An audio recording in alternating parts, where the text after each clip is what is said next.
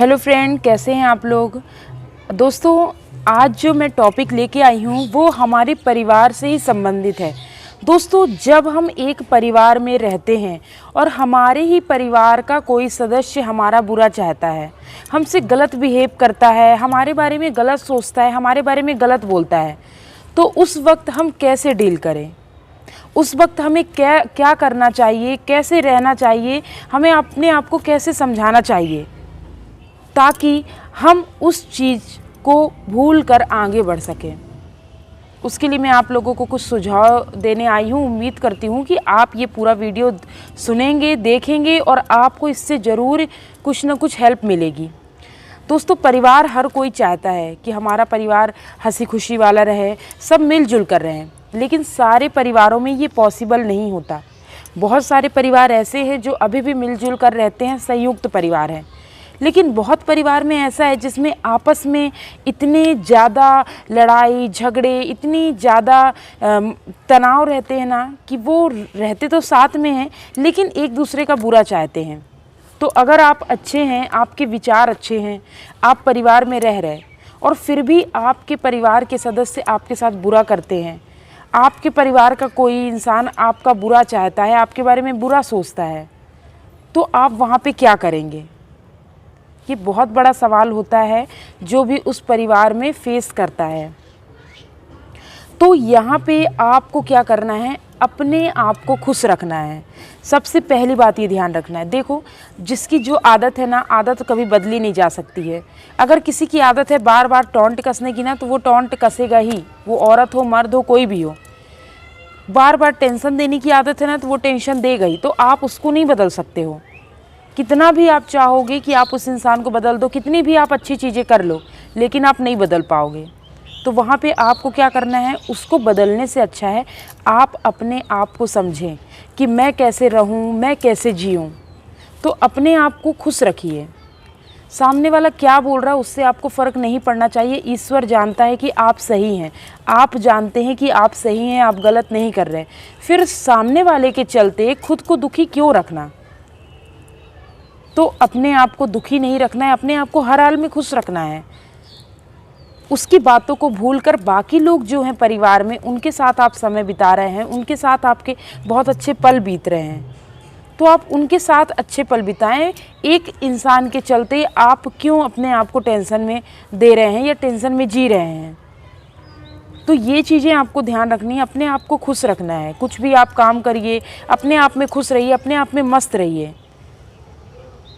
तो ये बहुत बड़ा पॉइंट रहता है कि हम किसी की बातों को अपने दिल पे ले लेते हैं और फिर दुखी होते हैं, रोते हैं। तो ये नहीं करना है। सामने वाला अगर कुछ कहता भी है तो एक कान से सुनो, दूसरे कान से निकाल दो।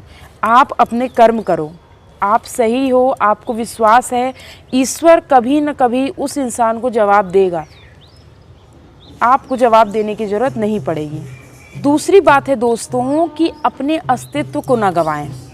देखो, बहुत बार जब हमारे साथ परिवार का कोई सदस्य गलत करता है ना, तो हम क्या जवाब में तुले रहते हैं कि तुम एक बोलो तो मैं चार बोलूँगा। फिर दोनों में फ़र्क क्या रह गया? फिर तो आप भी वैसे माहौल में ढल गए। और होता भी है ये। देखो, हमारे साथ अगर कोई बुरा कर रहा है ना, तो फिर हमको भी गुस्सा आती है, हमको चिढ़ मचती है और हम भी दो चार तो सुनाई देते हैं। तो इससे क्या होगा, इससे आप भी उस माहौल में ढलते जा रहे हो, आपका बिहेवियर भी वैसा ही होता जा रहा। तो आपको ऐसा नहीं करना। इससे क्या होगा, जो आपका अस्तित्व है, जो आपकी पर्सनैलिटी, जो आपकी गुड पर्सनैलिटी है, वो ख़त्म होगी धीरे धीरे। तो आपको अपने अस्तित्व को गंवाना नहीं है।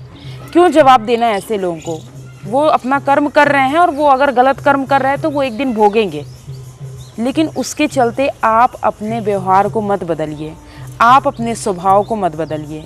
आपका जो अस्तित्व है, जो आपकी पहचान है, उसे मत बदलिए। इसके बाद तीसरी बात है दोस्तों कि जो सामने वाला इंसान कर रहा है उसे करने दो। गलत कर रहा है ना, आप कितना भी टोकोगे वो नहीं मानेगा, उसे लगेगा वो सही है, तो करने दो। आपको ये विश्वास होना चाहिए कि आप सही हो। ये तो आपको पता है ना कि अगर कोई इंसान एक उंगली सामने उठाता है तो चार जो उंगली होती है वो खुद की तरफ उठती हैं। तो अगर वो गलत है तो वो जानेगा, भले वो मानेगा नहीं उस चीज़ को, लेकिन वो समझेगा और उसका कभी ना कभी हिसाब उसे मिल जाएगा। तो आपको उसकी बातों को ध्यान नहीं देना है, गलत है, करने दो गलत, कभी ना कभी उसका उसे पश्चाताप होगा, पश्चाताप नहीं होगा तो कभी ना कभी उसे उसका बुरा फल भी मिलेगा। इसके बाद बहुत इम्पॉर्टेंट बात है कि दूसरे के विचार को आप अपने ऊपर हावी ना होने दें। दोस्तों बहुत बारी ऐसा होता है घर परिवार में कि ना सामने वाला हमसे जैसे बिहेव करने लगता है ना, तो कुछ दिन बाद हम अपने मन से इतने गुस्से में आ जाते हैं, इतने मानसिक तनाव में आ जाते हैं ना कि हमें भी बार बार वही चीज़ें आती हैं दिमाग में। हमें भी लगता है कि हम एक दो बोले, गाली गलौज दें, बहुत सारी चीज़ें आती हैं।